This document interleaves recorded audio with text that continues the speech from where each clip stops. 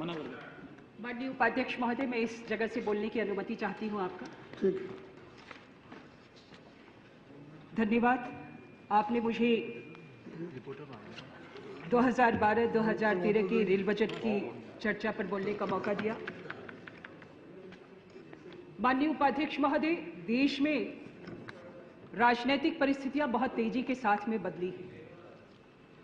जिस समय rail budget पेश हो रहा था, मुझे छत्तीसगढ़ में 8 फरवरी का वो दिन भी याद है कि छत्तीसगढ़ के मुख्यमंत्री डॉक्टर रमन सिंह ने संघीय व्यवस्था को मजबूत करने के लिए इस देश के रेल मंत्री को आमंत्रित किया और इस देश के रेल मंत्री, जो अभी पूर्व रेल मंत्री हैं, वो चलकर छत्तीसगढ़ में आए। छत्तीसगढ़ में आने के बाद वहां पर पूरे सांसदों के साथ ये पहली बार हुआ किसी मुख्यमंत्री की पहल पर, और छत्तीसगढ़ के मुख्यमंत्री ने, माननीय उपाध्यक्ष महोदय, ये पहली बार शुरुआत की। छत्तीसगढ़ के पूरे सांसदों ने रेल मंत्री के साथ में चर्चा की। रेल मंत्री जी ने बहुत सी वहां पर योजनाओं को मूर्त रूप देने का आश्वासन दिया। यहां पर बजट प्रस्तुत हुआ। हम छत्तीसगढ़ के सभी सांसदों ने लगातार उस पूरे बजट को बहुत ध्यान से देखा। बहुत उम्मीद थी। बहुत उम्मीद इसलिए थी कि एक बार, पहली बार संघीय व्यवस्था को मजबूत करने की दिशा में जो कदम आगे बढ़ाया गया है, छत्तीसगढ़ इस बार उपेक्षित नहीं रहेगा। माननीय उपाध्यक्ष महोदय, मुझे ये कहते हुए दुख है कि हमारी अपेक्षाएं पूरी नहीं हुई। बहुत कुछ मिला, लेकिन हम बहुत कुछ की बाट फिर भी जोहते रह गए। जो चीजें हमें मिली हैं, हम उसके लिए पूर्व रेल मंत्री जी को साधुवाद देते हैं और वर्तमान रेल मंत्री जी से ये अपेक्षा करते हैं कि जो घोषणाएं पूरी नहीं हो पाएंगी, क्योंकि एक छत्तीसगढ़ ऐसा राज्य है जो नया राज्य बना है, खनिज संसाधनों से भरपूर राज्य है, लेकिन उस राज्य में बिलासपुर जोन भी आता है जो पूरे देश का सबसे ज्यादा राजस्व देने वाला क्षेत्र है। लेकिन जब हम अपनी तरफ देखते हैं तो विकास की दृष्टि से वो बिलासपुर जोन जो सबसे ज्यादा राजस्व देता है, उपाध्यक्ष महोदय, उसे कुछ नहीं मिलता। हर बार हमारी आशाएं तिरोहित होती रहती हैं। मैं आपसे इस बात, आपके माध्यम से रेल मंत्री जी से यह अपेक्षा करती हूं कि छत्तीसगढ़ के साथ इस बार ये सौतेला व्यवहार बंद हो।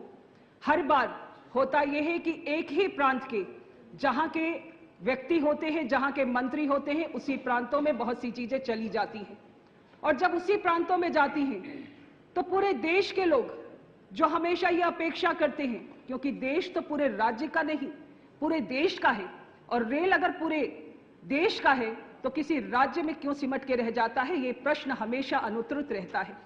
माननीय उपाध्यक्ष महोदय, छत्तीसगढ़ में बहुत सी चीजों को, एक सबसे ज्यादा जो महत्वपूर्ण विषय रहा, पूर्व रेल मंत्री जी ने औद्योगिक कॉरिडोर की वहां पर स्वीकृति दी थी। मैं उसके लिए उन्हें साधुवाद देती हूं, अपने मुख्यमंत्री जी को भी साधुवाद देती हूं कि उन्होंने प्रयास करके उस क्षेत्र में एक नई शुरुआत की है। मैं जिस क्षेत्र से आती हूं, माननीय उपाध्यक्ष महोदय, वो भिलाई दुर्ग है। भिलाई स्टील प्लांट, जहां पूरे देश भर के लोग रहते हैं। एक तरफ में दक्षिण भारतीय हैं, उत्तर भारतीय हैं, महाराष्ट्रियंस हैं, और इसके साथ ही साथ हमारे यहाँ पर सिख समाज के भी लोग बहुतायत में रहते हैं। इसलिए भिलाई को लघु भारत कहा जाता है। लेकिन जब भी वहां पर कुछ देने की बात आती है तो वो लोग हमेशा ही बाट जोहते रहते हैं कि हमारे यहाँ पर भी कुछ विकास होगा। माननीय उपाध्यक्ष महोदय, मैं आपके माध्यम से इस विषय को रखना चाहती हूं कि हमारे क्षेत्रों में बहुत सी ऐसी ट्रेनें हैं जिनकी आवश्यकता थी। कोई बहुत नई ट्रेनों की आवश्यकता नहीं है, लेकिन केवल जो वहां पर ट्रेनें हैं, यदि उनका स्टॉपेज दे दिया जाए, यदि उन्हें वहां पर जो 15-16 घंटे वो ट्रेनें खड़ी रहती हैं, उन्हें अगर वहां पर आगे तक बढ़ाने की अनुमति दे दी जाए, मैं आपके माध्यम से उपाध्यक्ष महोदय जी, रेल मंत्री जी से यह अनुरोध करती हूं कि इन मांगों को वो जरूर पूरा करेंगे। भिलाई में गोंदिया कोल्हापुर महाराष्ट्र एक्सप्रेस जो पुणे तक जाती है, उसे दुर्ग तक चलाया जाना चाहिए। उक्त ट्रेन गोंदिया में रात 8 बजे से सुबह 8 बजे तक खड़ी रहती है। दुर्ग गोंदिया के बीच की दूरी मात्र 135 किलोमीटर है। चूंकि दुर्ग से पुणे तक एक भी रेल नहीं चलती है, यदि इस ट्रेन को दुर्ग से चलाया जाएगा तो क्षेत्र के निवासियों को पुणे तक एक सीधी रेल सुविधा प्राप्त हो जाएगी। माननीय उपाध्यक्ष जी, में दुर्ग से इंदौर तक एक भी सीधी रेल सेवा आज तक हम लोगों को नहीं मिल पाई है। इंदौर नागपुर शताब्दी एक्सप्रेस ट्रेन जो नागपुर से इंदौर तक चलती है, यदि उसे विस्तारित कर दुर्ग से चलाया जाए ताकि इस क्षेत्र में यहाँ रहने वाले मालवा क्षेत्र के नागरिकों को सीधे सीधे इंदौर तक रेल सुविधा प्राप्त हो सके। दुर्ग भिलाई में उत्तर प्रदेश और बिहार के भी काफ़ी नागरिक निवासरत हैं, किंतु इन राज्यों में जो ट्रेनें चलती हैं वो कम है और जो उनका समय है वो बहुत ही असुविधाजनक है। दुर्ग गोरखपुर नौतनवा एक्सप्रेस एकमात्र ट्रेन है जो दुर्ग को गोरखपुर से जोड़ती है और सप्ताह में मात्र 2 ही दिन चलती है, जिसके कारण इस ट्रेन में काफ़ी भीड़ रहती है। यात्रियों को आरक्षण में काफ़ी असुविधाएं होती हैं और इस ट्रेन को प्रतिदिन चलाए जाने की मांग मैं आपके माध्यम से रेल मंत्री जी से करना चाहती हूँ। साथ ही ये ट्रेन जो दुर्ग से रात में 8 बजे छूटती है और गोरखपुर दूसरे दिन रात 10 बजे पहुँचती है, जिससे यात्रियों को अपने निर्धारित स्थान में पहुँचने में काफ़ी परेशानियों का सामना करना पड़ता है। अतः उचित होगा कि इस ट्रेन को सुबह के समय छोड़ा जाए ताकि सभी महत्वपूर्ण स्टेशन दिन में पहुंचा जा सके। इसके अतिरिक्त दुर्ग से पटना तक एक नई ट्रेन चलाई जाए। माननीय उपाध्यक्ष महोदय, सिख समुदाय हमारे यहाँ पर बहुतायत है, ये हमने पहले ही बताया। और वहाँ पर जब रेल मंत्री जी वहाँ पर आए हुए थे तो उन्होंने वहाँ के सिख समुदाय के लोगों को आश्वस्त किया था कि हम आपके यहाँ पर दुर्ग गोंडवाना एक्सप्रेस जो दुर्ग से निजामुद्दीन के बीच चलती है उसे अमृतसर तक विस्तारित कर देंगे और इसके साथ ही दुर्ग जम्मू तवी एक्सप्रेस जो दुर्ग से जम्मू के बीच चलती है उसे वाया अमृतसर चलाया जाएगा। लेकिन सिख समाज इस बात को लेकर बहुत उद्वेलित है क्योंकि वहाँ पर रेल मंत्री जी की घोषणा के बाद भी बजट में उसे शामिल नहीं किया जा सका है।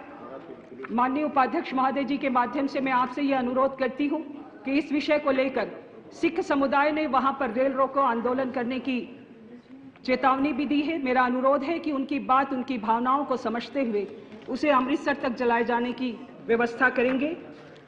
बेतवा एक्सप्रेस ये ट्रेन दुर्ग से कानपुर सप्ताह में 2 दिन चलती है, इसे सप्ताह में 4 दिन चलाया जाए।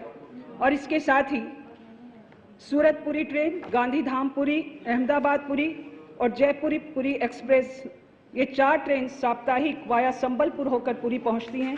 इन ट्रेनों को कम से कम सप्ताह में 3 दिन इनका विस्तारीकरण श्री काकाकुलम, पलासा एवं बरहमपुर तक किया जाए। माननीय उपाध्यक्ष महोदय, मैं आपके माध्यम से रेल मंत्री जी से एक अनुरोध और भी करना चाहती हूँ कि जिन चीज़ों की घोषणाएं की गई वो केवल घोषणा नहीं रह जाए। होता ये है कि जब बजट प्रस्तुत किया जाता है उसमें बहुत सी चीज़ों पर घोषणाएं होती हैं और उन्हें लिया तो जाता है, लेकिन होता यह है कि वो 10-10 वर्षों तक पूरी नहीं हो पाती हैं। माननीय रेल मंत्री जी से मेरा ये अनुरोध है कि जो घोषणाएं हैं हमारे क्षेत्र में, उन घोषणाओं पर तत्काल अमल किया जाए। जो सर्वे है, उन सर्वे के लिए यदि राशि भी आवंटित की जाएगी तो बेहतर होगा। इन शब्दों के साथ ही आपने मुझे बोलने का मौका दिया। धन्यवाद।